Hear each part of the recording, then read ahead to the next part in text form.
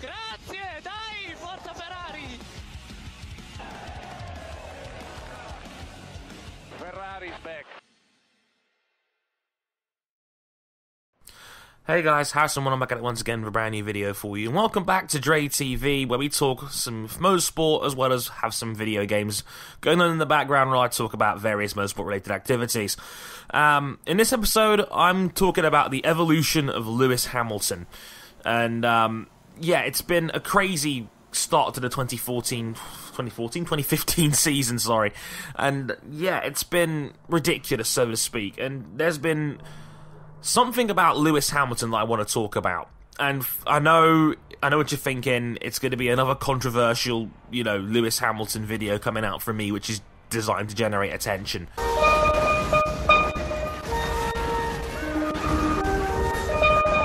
Surprisingly not, actually. I know a lot of internet people out there still, for some stupid reason, think I have something against Lewis Hamilton when I don't. I have a problem with his hardcore fans. The capers, as I like to call them. But it's actually not that at all. I've got nothing against Lewis at all. And I want to talk about how great he's been lately more than anything else, which is, amazing when you put it like that. And I'm calling this episode The Evolution of Lewis Hamilton because Hamilton has clearly changed over the years, and for the better, in my opinion, in a lot of ways which I think are worth talking about. And I think there's a lot of myths regarding Hamilton in terms of his temperament and things like that, which I want to kind of address as well in this one. But yeah, Lewis Hamilton has been positively brilliant so far this season. I mean, he's not finished any race lower than second. He's only dropped 5 points the entire season so far. And he's been excellent in that regard. And he's looking as good as we've ever seen him. And I want to talk about the change that's happened with Hamilton as his career has gone by. And it's incredible to see how things have changed. And one thing I want to talk about is how I remember when he debuted in 2007 now, and to think that was 8 years ago now, jeez.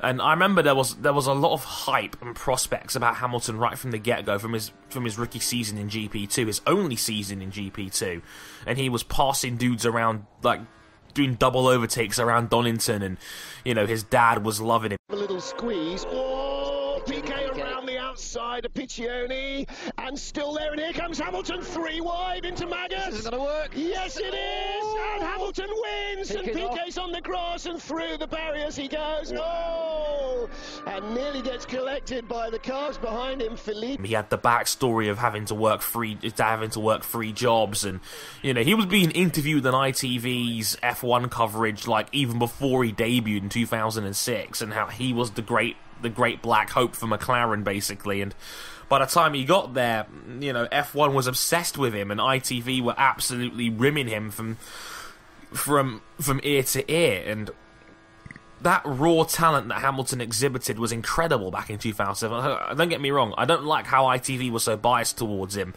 but I have to admit, there was kind of a good reason why, because Hamilton did back up all the hype. I mean, he was a championship runner-up as a rookie in a championship he was very unlucky not to have won in 2007. And in 2008, of course, he validated that by winning the championship over Felipe Massa.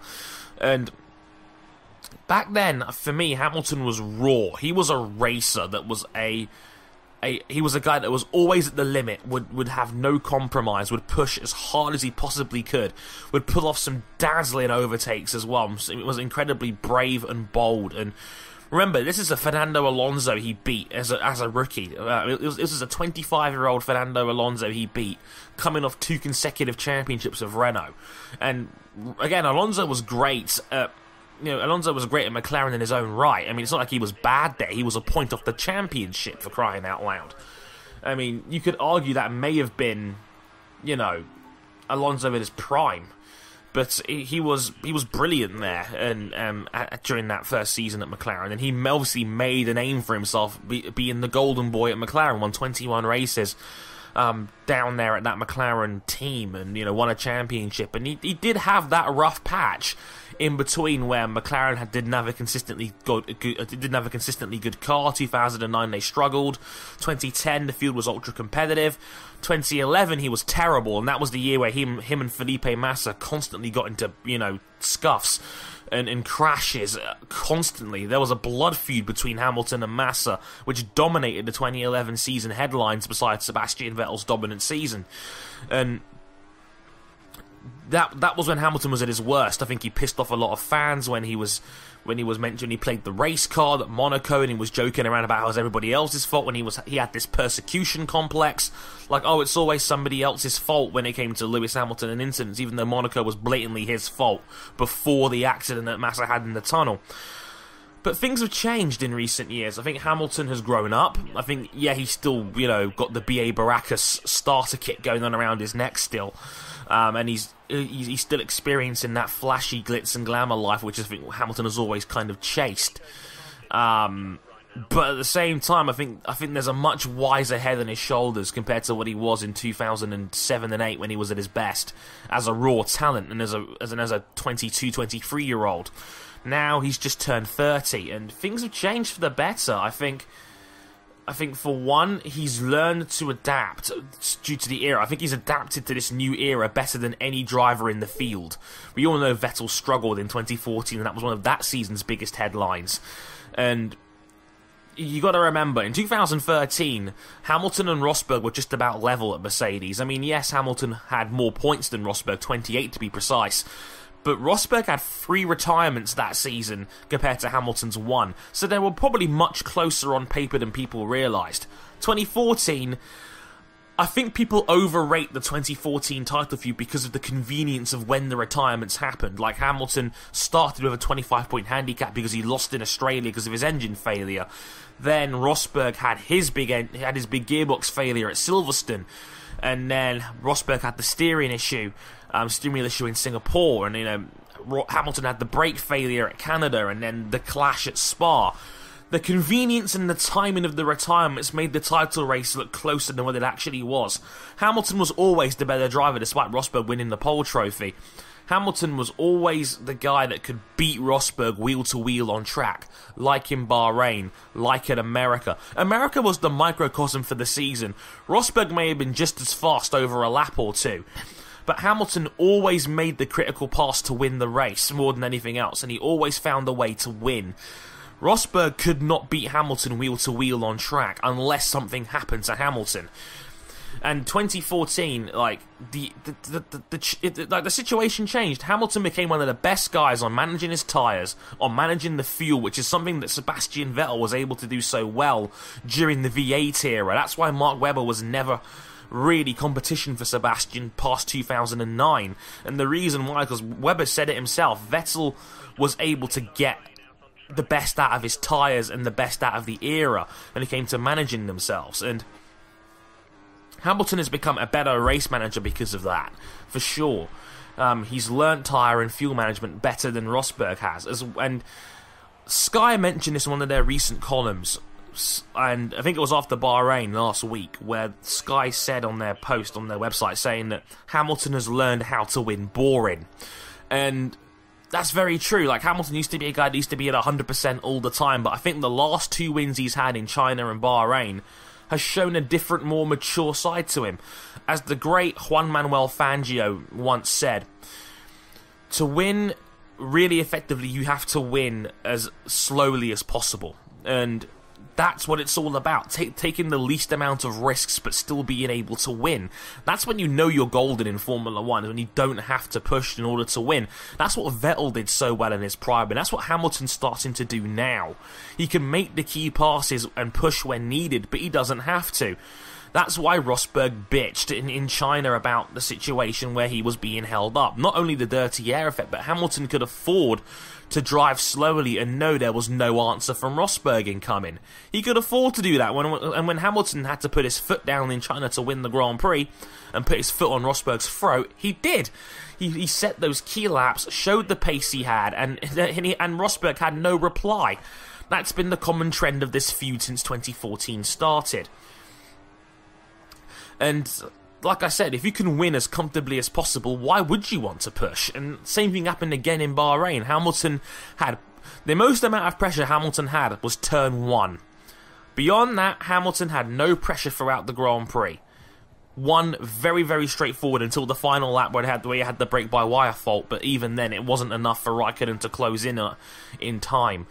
But that's what Hamilton can do now. He can now win at 70%, and that's such an important factor, because when you push, you're more susceptible to making mistakes. That's what Sebastian Vettel had the bad race in Bahrain, because he had to push. Like, he was taking Rosberg on, head on, basically, and he didn't come out on top. That just happens in racing sometimes.